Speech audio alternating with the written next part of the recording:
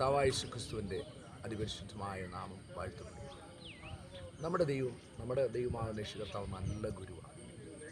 ഈ ലോകത്തിലുള്ള ഗുരുക്കന്മാരെല്ലാം നമ്മെ വഴിതെറ്റിക്കുന്നു. ഈ നല്ല ഗുരുവിൻ്റെ പാദപീഠത്തിൽ അണയുന്നത് എത്ര ഉത്തമമാണ്. ഈ ലോകത്തിൻ്റെ ഗുരുക്കന്മാരെക്കുറിച്ച് ഒരു കൊച്ചു കഥ പറയാനാണ്. ഒരിക്കലും ഒരു മനുഷ്യൻ, ഒത്തിരി സമ്പത്തുള്ള മനുഷ്യൻ, ഈ മനുഷ്യന് സമ്പത്ത് കൊണ്ടൊന്നും സംതൃപ്തനല്ല മനുഷ്യൻ. അപ്പോൾ അദ്ദേഹത്തിൻ്റെ ജീവിതത്തിലൊരു ചിന്ത ഇങ്ങനെ വന്നു, എനിക്കൊരു ഗുരു വേണം. എനിക്ക് ഒത്തിരി സമ്പത്തുണ്ട്, ഒത്തിരി വസ്തുവകളുണ്ട്, കൃഷിയിടങ്ങളുണ്ട്, ഏക്കർ കണക്കിനുണ്ട്, മൃഗസമ്പത്തുണ്ട്, പുത്രസമ്പത്തുണ്ട്, അല്ലെങ്കിൽ ബന്ധുബലമുണ്ട്. പക്ഷേ ഇതിലൊന്നും അദ്ദേഹം സംതൃപ്തനല്ല. അപ്പോൾ അദ്ദേഹത്തിൻ്റെ ചിന്ത ഒരു ഗുരുവിനെ വേണം, ഉപദേശം കിട്ടാൻ, അതിലൂടെ എനിക്ക് സമാധാനം. അങ്ങനെ അദ്ദേഹം ഒരു ഗുരുവിനെ തേടിയുള്ള യാത്രയിൽ ഇങ്ങനെ പോകുന്ന വഴിക്കൊക്കെ ഒരുപാട് ഗുരുക്കന്മാരെ ഈ ഗുരുക്കന്മാരെയൊക്കെ കാണുമ്പോൾ അദ്ദേഹം പോയി ശിഷ്യത്വം സ്വീകരിച്ചു.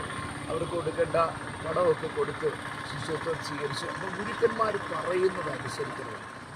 അപ്പോൾ ഇങ്ങനെയുള്ള സ്ഥലങ്ങളിലെത്തുമ്പോൾ ഇദ്ദേഹത്തിന് ഗുരുക്കന്മാർ പറയുന്നത് അനുസരിക്കാൻ പറ്റും. അപ്പോൾ വേഗം തന്നെ അവിടുന്ന് പിണങ്ങിപ്പോയി. അങ്ങനെ ഒത്തിരി സ്ഥലങ്ങളിൽ പോയി ഈ മനുഷ്യൻ മടുത്തു. അവസാനം അദ്ദേഹം ഇങ്ങനെ നടന്ന് നിരാശപ്പെട്ടു. കാരണം എല്ലായിടത്തും ചെല്ലുമ്പോഴും ഗുരുക്കന്മാർ പറയുന്നു, എനിക്കതിങ്ങനെ കീഴ്പ്പെടാൻ പറ്റും. അവസാനം ഇദ്ദേഹം ഇങ്ങനെ യാത്ര ചെയ്തു പോകുമ്പോൾ ഒരു ഒട്ടകത്തിനെ കണ്ടു. ഒട്ടകത്തിനെ കണ്ടപ്പം മനുഷ്യനിലൊക്കെ വലിയ തോന്നുന്നു, വലിയൊരു മൃഗം കണ്ടിട്ട് നല്ല ഗെറ്റപ്പുണ്ട്. അപ്പോൾ ഇദ്ദേഹത്തിൻ്റെ ഒരു ചിന്ത വന്നു, ഈ ഒട്ടകത്തിനെ ഒന്ന് ഗുരുവാക്കിയാൽ. ഒട്ടകം ഈ പുല്ലുമൊക്കെ തിന്ന് ഒക്കെ അയവിറക്കുന്ന ഒരു സമയം. അപ്പോൾ ഈ ഒട്ടകത്തിനോട് ഈ മനുഷ്യൻ ചെന്ന് ചോദിച്ചിട്ട്, അങ്ങേ ഞാൻ ഗുരുവാക്കിക്കോട്ടെ.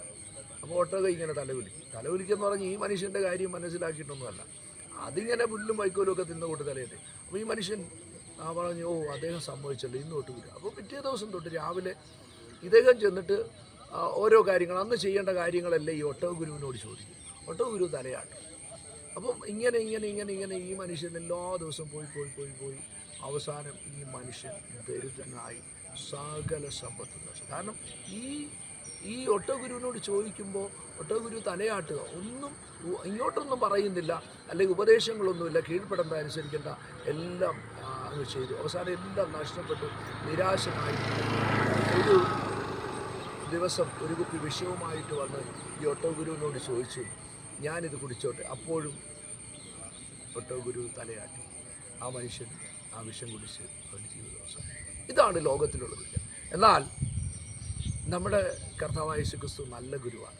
നിക്കോദേമോസ് എന്ന് പറയുന്ന ഒരു മനുഷ്യൻ, യഹൂദ റബ്ബിമാരുടെ ഉപദേഷ്ടാവും, അദ്ദേഹം വന്ന് ചോദിച്ചു, നല്ല ഗുരുവേ. കർത്താവ് ചോദിച്ചു, നീ എന്തിനാ എൻ്റെ നല്ല ഗുരു എന്ന് വിളിക്കുന്നത്? ദൈവം ഒരുവനല്ലാതെ നല്ല ഗുരുവാണ്. അതുകൊണ്ടാണ് ഞാൻ പറഞ്ഞത്, യേശുവിനാണ്. ആ ഗുരുവിൻ്റെ പാദത്തിൽ നിന്ന് താണിരുന്നാൽ സകലവും നന്മയ്ക്ക്, ദൈവവചനം പറയുന്നു, സകലവും നന്മയ്ക്കായി കൂടി വ്യാപരിക്കുന്നു.